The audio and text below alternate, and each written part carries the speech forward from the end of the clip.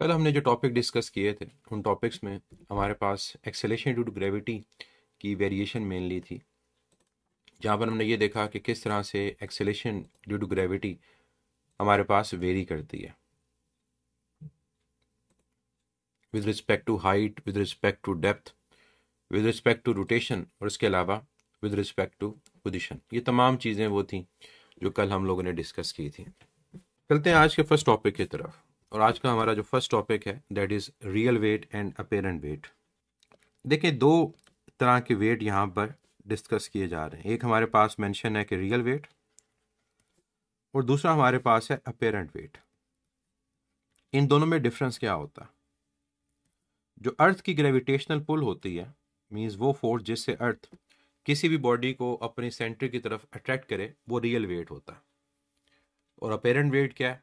वो फोर्स जो बॉडी को फ्री फॉल होने से रोके, वो फोर्स जो बॉडी को फ्री फॉल होने से रोके, उस फोर्स को हम अपेरेंट वेट का नाम देते हैं।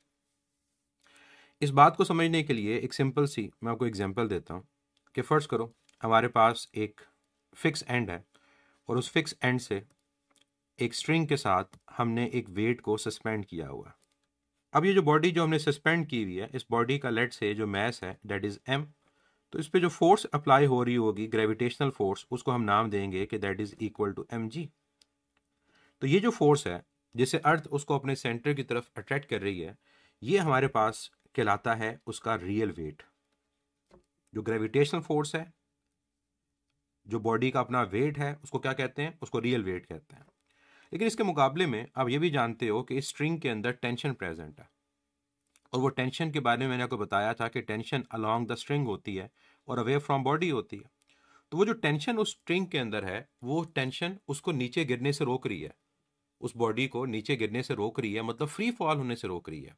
तो वो जो उस स्ट्रिंग के अंदर टेंशन है जो उसको फ्री फॉल होने से रोक रही है, इस फोर्स को नाम क्या दिया जाता है? अपेरेंट वेट का नाम दिया जाता है।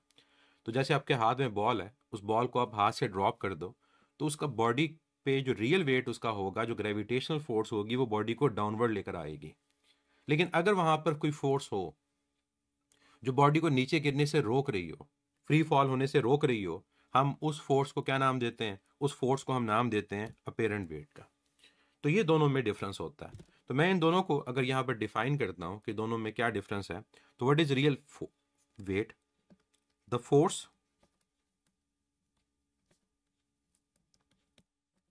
with which Earth attracts a body towards its center।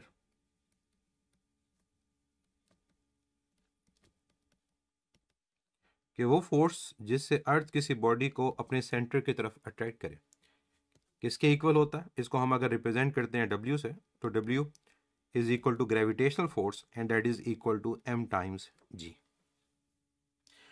अगर हम कंपैरिजन में अपेरेंट वेट की बात करें, तो अपेरेंट वेट क्या है? The force which prevents the body from freely falling, the force which prevents,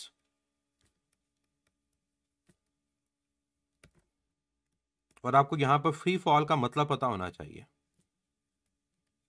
कि फ्री फॉल का मतलब क्या है। फ्री फॉल का मतलब होता है जब body under the action of acceleration due to gravity move कर रही हो, मतलब जब उसकी एक्सेलेरेशन ड्यू टू ग्रेविटी की इक्वल हो, तो वो बॉडी फ्री फॉल कहलाती है। तो उससे रोक जो फोर्स रोकेगी, that is called apparent weight. और अपेरेंट वेट को हम रिप्रेजेंट किसे करते हैं? टी से। मतलब यहाँ पर डिफ्रेंशिएट करने के लिए दोनों को हम सिंबल्स जो यूज़ कर लेते हैं। रियल वेट का जो सिंबल हम यहाँ पर यूज़ करेंगे दैट इज़ डब्ल्यू, और अपेरेंट वेट का जो सिंबल हम यहाँ पर यूज़ करेंगे that is T.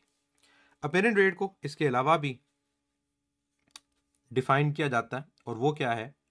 Apparent wait वो वेट है जो हम किसी भी मेजरिंग डिवाइस से मेजर करते हैं। कोई स्प्रिंग बैलेंस है, और वो स्प्रिंग बैलेंस हमें किसी बॉडी का वेट मेजर करके अपने स्केल के ऊपर शो करता है, तो that weight is called apparent weight. तो यहाँ पर दूसरी जो डेफिनेशन इसके बारे में लिखी जाती है वो ये कि weight of a body measure from a scale.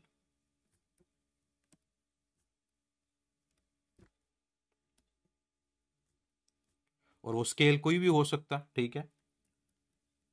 That is spring balance लेट से।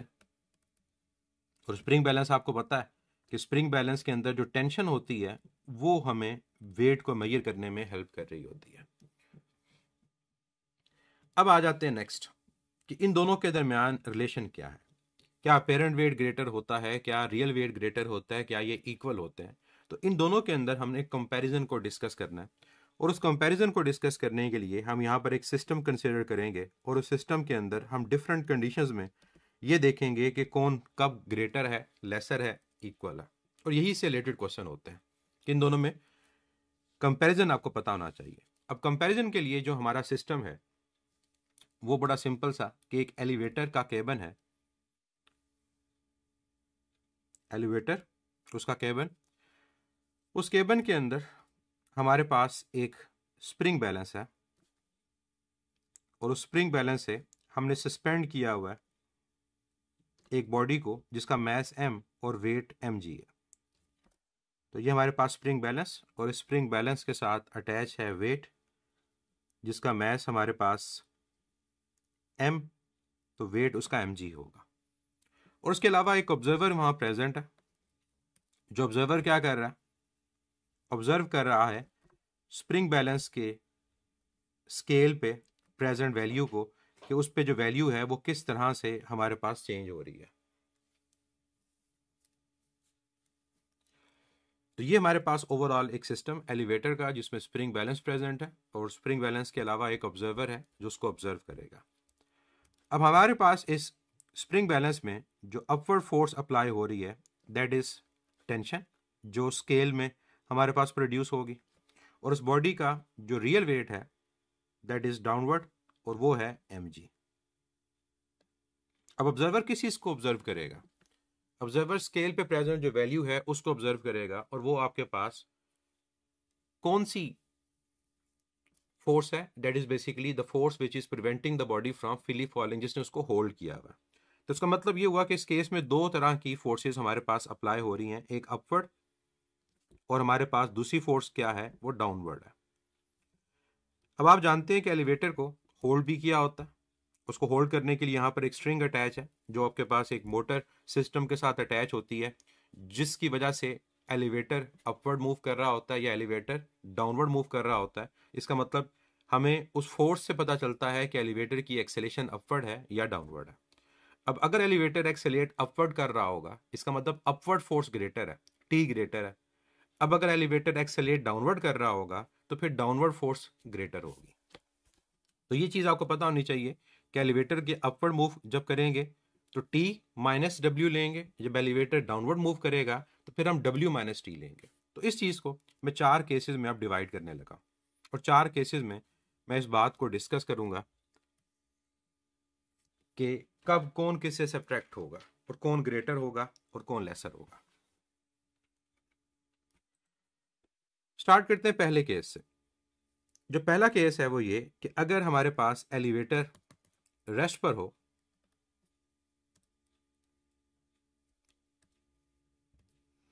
या यूनिफॉर्म वेलोसिटी से मूव कर रहा हो। अब इसमें दो चीजें हमारे पास आ जाती हैं।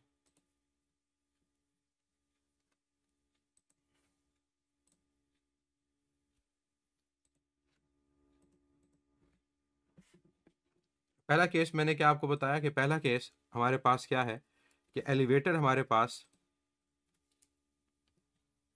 रेस्ट पर है, एलिवेटर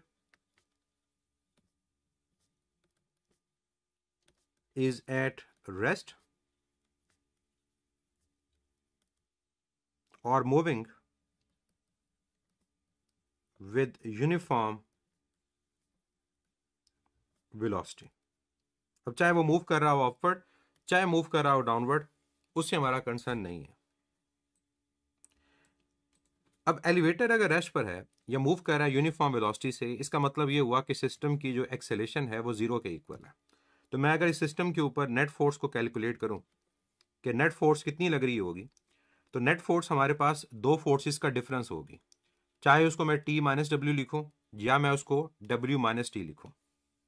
और अब ये नेट फोर्स कहां से आ गई, जो मैंने आपको बताया था कि ये हमारे पास वो फोर्स है जो उस केबल पे अप्लाई हो रही है जब उसको आपने मूव कहाँ करवाना है, अपवर्ड मूव करवाना है या डाउनवर्ड मूव करवाना है। और ये फोर्स कौन लगा रहा होता है? ये एलिवेटर सिस्टम के साथ जो अटैच आपके पास मोटर सिस्टम है, ये फोर्स वो अप्लाई कर रहा होता है। तो यहां नेट फोर्स मैंने क्या लिख दी? T minus W. अब नेट फोर्स किसके इक्वल है? एम ए के। बच्चे एलिवेटर लिफ्ट होता है ना, आपके पास जो बिल्डिंग्स में लिफ्ट लगी होती है जो आपको डिफरेंट फ्लोर्स पे लेकर जाए, फर्स्ट फ्लोर से 10th फ्लोर, 10th फ्लोर से फर्स्ट फ्लोर, वो एलिवेटर आपके पास है। इसको आप लिफ्ट भी कह सकते हो। तो वापस अब टॉपिक की तरफ आए। देखिए, मैंने नेट फोर्स की बात की कि सिस्टम के ऊपर नेट फोर्स क्या लग रही है कि जब हम एलिवेटर को मूव करवा रहे होंगे अपवर्ड, तो हमारे पास अगर उसको मूव करवा रहे हैं अपवर्ड, तो नेट फोर्स दो फोर्सेस का डिफरेंस है, T माइनस डब्ल्यू। अब T माइनस डब्ल्यू बच्चे लिखो, और मैंने साथ आपको ये भी कहा था कि चाहे आप इसको W माइनस टी लिखो, इससे फर्क नहीं पड़ता। अब आगे नेक्स्ट स्टेप, नेट फोर्स किसके इक्वल है? मास टाइम एक्सेलेरेशन के। अब हमने यहां पर जो कंडीशन ली वो ये ली कि वो रेस्ट पर है या मूव कर रहा है यूनिफॉर्म वेलोसिटी से। तो रेस्ट पर या यूनिफॉर्म वेलोसिटी से मूव करेगा तो हमारी एक्सेलेरेशन की वैल्यू 0 होगी। तो लेफ्ट साइड हमारे पास 0 के इक्वल आ गई। जब लेफ्ट साइड 0 के इक्वल आई, ये नेगेटिव लेफ्ट पर जाकर पॉजिटिव होगा, तो रिजल्ट क्या आ गया? अपेरेंट वेट और रियल वेट हमारे पास इक्वल है। तो ये आपने याद रखना है, पूरा सोल्यूशन याद रखने की जरूरत नहीं है।